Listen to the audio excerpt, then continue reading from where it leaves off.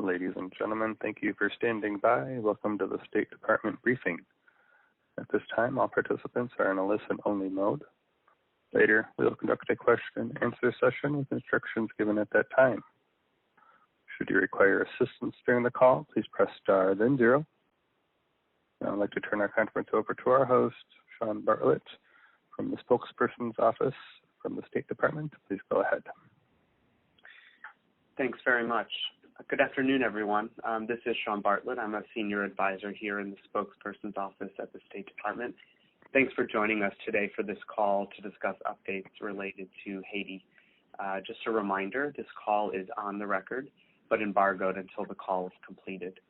At the conclusion of the speaker's comments, the call operator will provide instructions, as he mentioned, for how to ask a question. So without further ado, let's get to that speaker. It's my pleasure to introduce on the line Assistant Secretary for the Bureau of Western Hemisphere Affairs, Brian Nichols, for his remarks, and then we'll head into Q&A. Assistant Secretary Nichols, over to you. Thank you very much. Today, I attended the International Partners Ministerial Meeting on Haiti, hosted by Foreign Minister Albert Ramdin of the government of Suriname, the current chair of CARICOM. This high-level meeting continued the conversation among over 17 international partner countries and several international organizations about supporting Haiti's security needs and encouraging Haitian interlocutors to reach agreement on a political accord that will allow elections to take place as soon as conditions permit. The meeting occurred one day after the one-year anniversary of President Moïse's tragic assassination. We remain deeply concerned about the lack of progress in bringing to account those responsible for this heinous crime. This was the fourth in a series of high-level meetings designed to keep the international community engaged in supporting Haiti as they move towards free and fair elections. Since December, international partners have mobilized more than $294 million in new commitments in Haiti. The United States announced an additional $48 million in security assistance through the State Department's Bureau of International Narcotics and Law Enforcement Affairs. This funding will support specialized training for Haitian National Police's SWAT units, help improve security at Haiti's ports, and continue our holistic support for violence prevention and anti-gang initiatives in communities across Haiti. This work will complement that of the newly created UN Basket Fund for Security, which we strongly support. We salute Canada for its announcement today of an additional 5 million Canadian dollars to this effort. The EU also contributed $3.8 million. We strongly urge other international partners to contribute to the Basket Fund to support our coordinated effort to work with Haitian officials to improve citizen security in their country.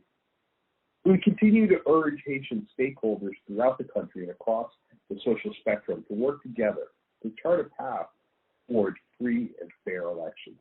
We call on them to start working to immediately create the conditions, including agreement on a political path forward, including security and logistical preparation for elections, that will allow elections as soon as feasible. Time is of the essence. We continue to work with Haitian officials to address Haiti's most critical needs, including citizen and food security and post-disaster reconstruction. During today's meeting, all international partners expressed support for extending the mandate of the UN Integrated Office in Haiti, DINU, which expires on July 15th. The UN provides essential expertise and coordination for our collective efforts in support of political progress, human rights, and security in Haiti. We will look to partner nations and international organizations to help expand support within the international community while DINU's mission is being renewed and in the months to come. The United States remains a steadfast partner to Haiti, and the Biden-Harris administration remains committed to supporting the Haitian people during this challenging time. With that, I'd be happy to take your questions. Thank you, Assistant Secretary. Operator, if you could please give the reporters the instructions for how to get in the queue to ask a question, that would be great. Ladies and gentlemen, if you wish to ask a question, please press 1 then 0 on your touch-tone phone. You are in queue. Time by repeating the 1-0 command. Once again, if you have a question, please press 1 then 0 at this time. Your question has been withdrawn. To alert the speaker that you have your question has been withdrawn. To alert the speaker that you have a question, press 1 then 0.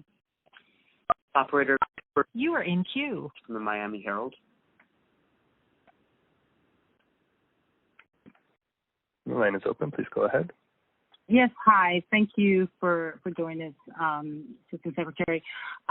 Just a couple of questions. I mean, I just had a piece yesterday about the police and, how ill-equipped they are, and the Haitian government has talked about its challenges with acquiring weapons. So I'm wondering, one, is the United States in this money, or is the United States going to assist the police in acquiring weapons so that they can confront the gangs? And you talk about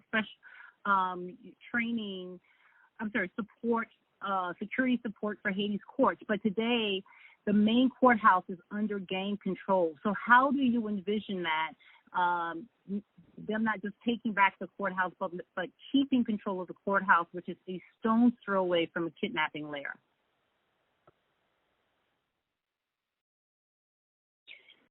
So thank you very much for those questions, and I certainly very much appreciate your in-depth reporting on this topic. The Bureau of International Narcotics and Law Enforcement from our state has a lead police advisor and trainers on the ground who are beginning the process of delivering holistic and integrated training, particularly focused on SWAT and anti-gang operations.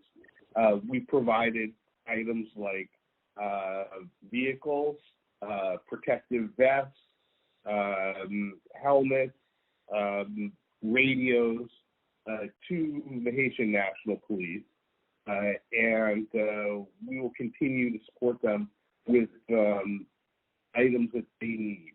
U.S. legislation prohibits the direct transfer of weapons and ammunition to the Haitian National Police using U.S. funds. However, the State Department and the Department of Commerce have in the past and will in the future approve commercial purchases of weapons and ammunition by the government of Haiti. The government of Haiti has in the past and likely will in the future funded those purchases itself. But if other donors wish to dedicate part of their funding to ammunition or weapons, they can certainly do that. We believe that ensuring that the Haitian National Police are properly equipped, including with the appropriate weaponry, is essential to their being able to provide security to the Haitian people. The Haitian National Police are able to carry out operations against gangs and to dislodge them and to ensure security in areas around the country. However, they still don't have the capability to hold those areas for an extended period of time. In order to do that, they'll need greater staffing, manpower. They will need the resources, ammunition, weapons, protective gear, to be able to do that. The process of vetting, selecting, and training police is unfortunately not a fast one, but it's essential to ensure that we don't have corrupt individuals within the police force, and that process is ongoing right now. Thank you. Let's please next go to Emmanuel Paul from the Caribbean TV Network. Thank you so much. Thank you, Mr. Assistant Secretary. It's been a year since President Jovenel Moïse was assassinated, unfortunately, and almost a year since Mr. Henry was installed as a Prime Minister despite his alleged participation in the assassination of President Moïse. Ever since, the situation is worsened, gang violence, kidnapping, corruption, to say the least. And despite of that, the United States continue to support him despite his blatant failure. Why is that? Can you please provide us some explanation on that? Also, you have several meetings with Prime Minister Henry and the Montana group. You have made a lot of efforts to see if there is a consensus to get a new government, but it seems like Mr. Henry doesn't have the willingness to do so, given the people he nominated to represent him to the commission, particularly one of whom who has some presumption of sexual harassment and other charge against him. What is your stand on that, please? Thank you.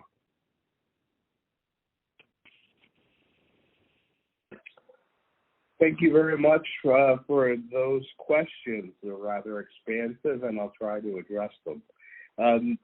Our position is that the future of Haiti should be determined by Haitians. We believe that a broad-based, inclusive political accord among all relevant actors is essential to guide Haiti's way forward. As a part of that process, the conversations between Prime Minister Henry and his September 11th group and the Montana group, as the leading civil society conglomeration, are very important to help forge that way forward. Crucial elements to reach transparent, free, fair elections will be improving the security situation, which all actors cite as a priority, as well as the selection of the counselors of the Provisional Electoral Council so that they can begin the technical preparations for an election. And we have urged the parties, and I have directly in my conversations with both the Prime Minister and the Montana group, we have urged them to come together around those decisions. The process of selecting the counselors legally falls to the president, and obviously the president's office is vacant due to the horrific assassination of Jovenel Moïse. So having that broad-based political support for the counselors will be even more important than it would under other circumstances. With regard to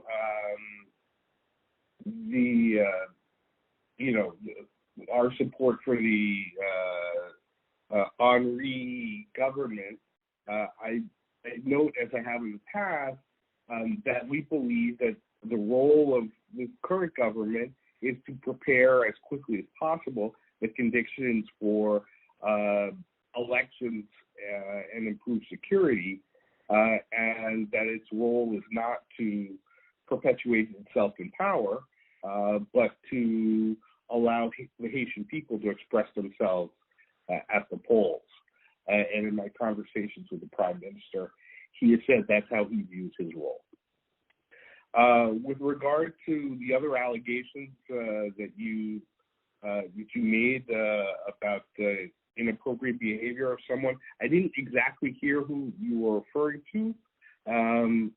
So I just have to say I'm not aware of what those allegations are, but obviously I don't condone in any way harassment or inappropriate behavior, and I would encourage any appropriate authority to investigate such allegations. Thank you. Let's please next go to Chris Cameron from the New York Times. Hi, Assistant Secretary. Thanks for having this call today. You mentioned at the top that the United States goal is to, allow for elections to take place in Haiti as soon as conditions permit. You may remember you had a similar press conference back in December where you said something similar, that the goal was to improve the situation to allow for elections. And you just mentioned in the answer to the previous question that the role of the current government of Ariel Henry is to prepare the security situation as quickly as possible for allowing for elections. My colleagues at the Times 2 days ago had a story showing that, in fact, the security situation in Haiti is disintegrating, it's worsening, and, that would seem to suggest that Ariel Henry's government is not succeeding in that fashion. So I guess I wanted to ask, does the State Department agree with that assessment that the security situation in Haiti is in fact deteriorating, and how does that reflect on Ariel Henry's government in the sense that you believe that the role of the current government is to improve the security situation? And another thing on the security situation itself, as these things are happening in Haiti, murders and rapes and gang control, the United States also recently renegotiated deportation treaties with Haiti, and there was a surge of deportations of Haitian migrants. So I'm trying to understand, what is the U.S.'s aim here in increasing deportations of these Haitian migrants and increasing the burden on this government while the situation in Haiti is deteriorating? Thank you. So there's a lot there, so let me try and address those things, and pardon me, I'm a little hoarse today.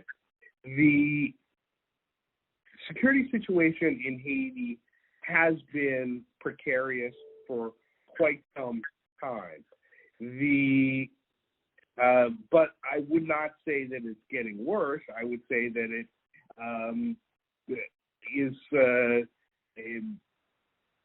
variable given the moment. You will recall perhaps that on New Year's Day there was a gang attack against the Prime Minister in Gonaïves, and we've seen eruptions of gang violence and then periods of calm.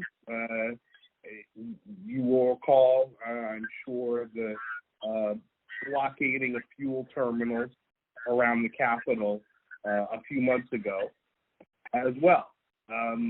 So we do see periods where the security situation improves and when it gets worse. But overall, over the course of the past year, I think the security situation has been relatively stable, but stable at a very worrisome and grave degree. And again, when I meet with the Prime Minister or when I meet with the Montana group, which I do with some frequency, they continually cite security as their top concern. And in today's meeting with our international partners, the number one concern expressed was security. And then the number two concern expressed was getting the country the support and the resources it needs to organize free and fair elections. Those are critical issues. And the United States has been a leader in the security effort, but also a leading donor to Haiti overall. Just the our training and assistance has increased the number of H&P officers from 10,000 a decade ago to 14,000 today. We've donated 60 vehicles. We've got 14 embedded subject matter experts in helping H&P leadership.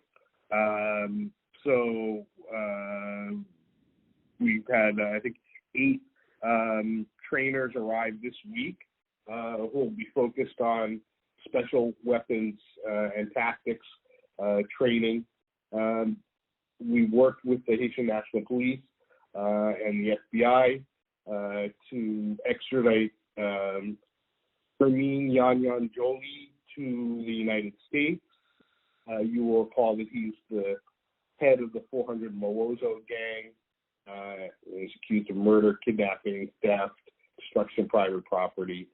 And that sent a very strong signal to the gangs that there are consequences for their actions. In addition to the United States, Canada, France, Mexico, Argentina are providing training, Brazil providing training to the Haitian National Police. So there's a broad-based international effort in addition to the embedded UN police that are also providing training. With regard to migration issues, the United States government is committed to promoting orderly and lawful migration, and that means facilitating things like the Haitian Family Reunification Program, which the Department of Homeland Security has renewed, increasing the processing of immigrant visas in Haiti, and we're working to restaff our consular section and our embassy in Port-au-Prince, so that we can process more visas there. And I think some of you have followed sort of the global challenges that the pandemic caused in visa processing around the world, and due to the fact that Creole speakers are in shorter supply than world languages like Spanish or French, it takes longer to restaff those positions than perhaps other posts around the region. But that is a priority for us. However, when individuals attempt to enter the United States without a legal reason to be in the United States, it is our obligation to enforce U.S. immigration law and return them to their country of origin. Thanks. Thank you. Let's please next go to Michael Wilner from McClatchy. Thank you, Secretary. Thanks for doing this. A couple questions following up on my colleague, Jackie. You just said, first of all, that you wouldn't say things are getting worse. By our count, 290 kidnappings, including 40 foreigners this year alone. That compares to a total of 40 last year. We've reported on gangs attempting to control the area around the U.S. Embassy. So help us unpack that a little bit more. Do you believe the police have enough guns, ammunition, and other equipment to adequately contend with the gangs? And then what's your position on the compromise of the UN Security Council on the UN Integrated Office in Haiti? And the UN has also said that elections are impossible this year. Do you agree with that? So I don't want to sort of parse words here. The security situation is great. There's no getting around that. The last statistics that I saw reported from our embassy on things like kidnappings,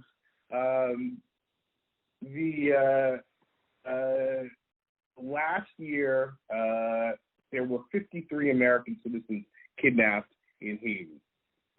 So kidnappings are actually down slightly up to this point, but that's cold comfort to the people of Haiti. The security situation is great. Every single international donor and actor recognizes that. In listening to the interventions, the comments at today's International Partners meeting on Haiti, whether it was the Haitian foreign minister or foreign ministers and senior officials from around the hemisphere, Europe, Japan, everyone talked about the critical need to address the security situation.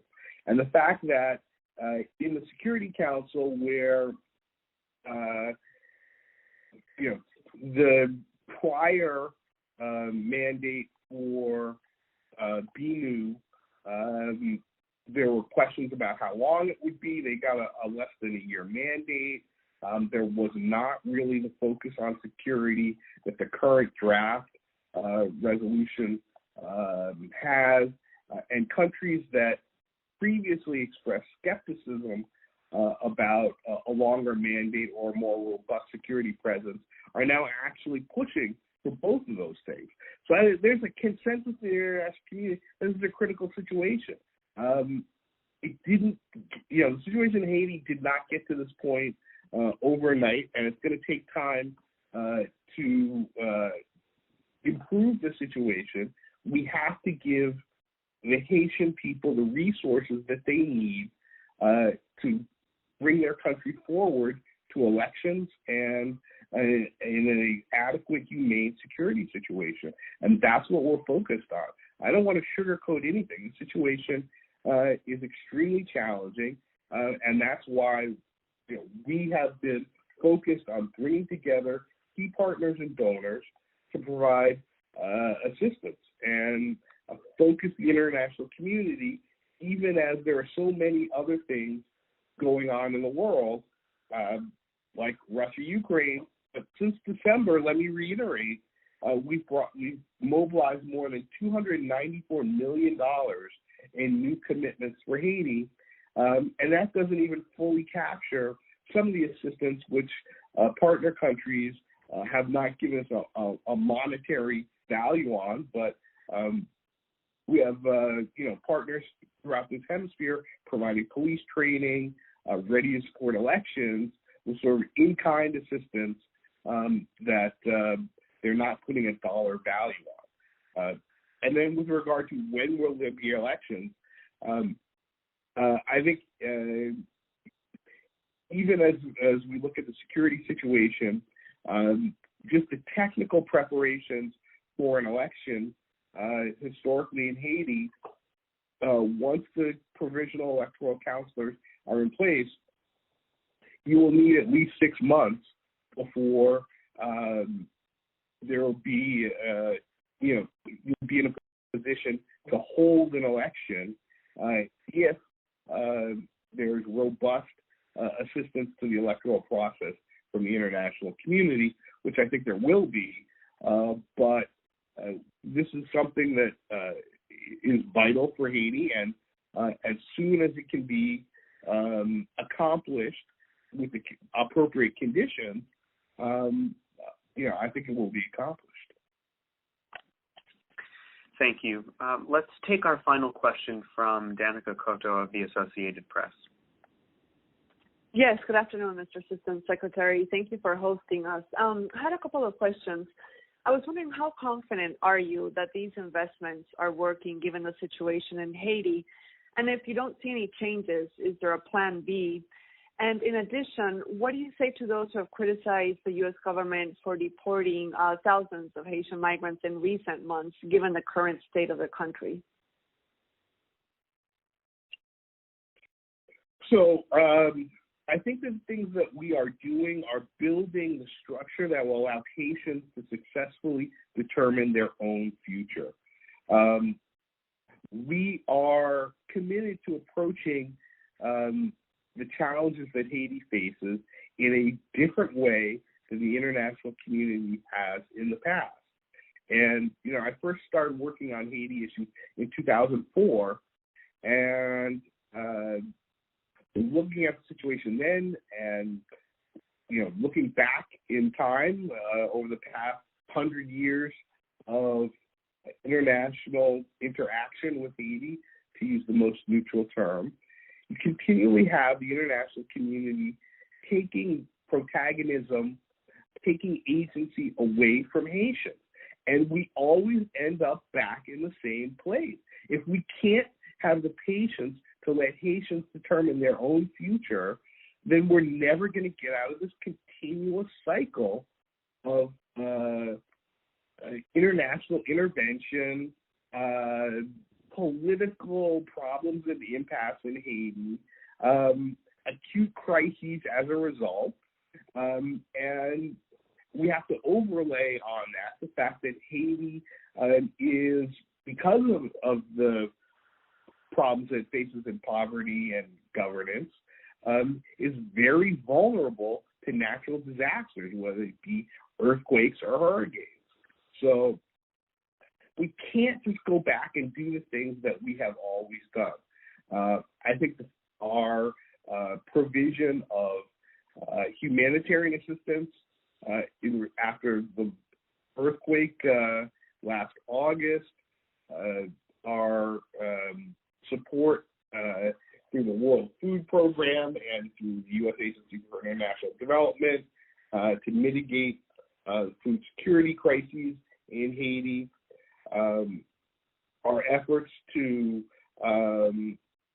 provide reintegration assistance for migrants who've been returned to Haiti have all helped with the situation. And again, that comes in the context of our partners providing millions of dollars in Haiti, millions of dollars of assistance to Haiti, excuse me.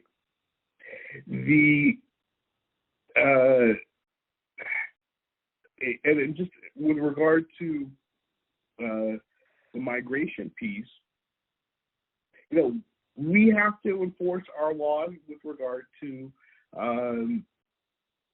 the irregular migration, but we're doing things like the Haitian Family Reunification Program, rebuilding our immigrant visa capacity, increasing the access for Haitians to work-related visas like H-2A and H-2Bs.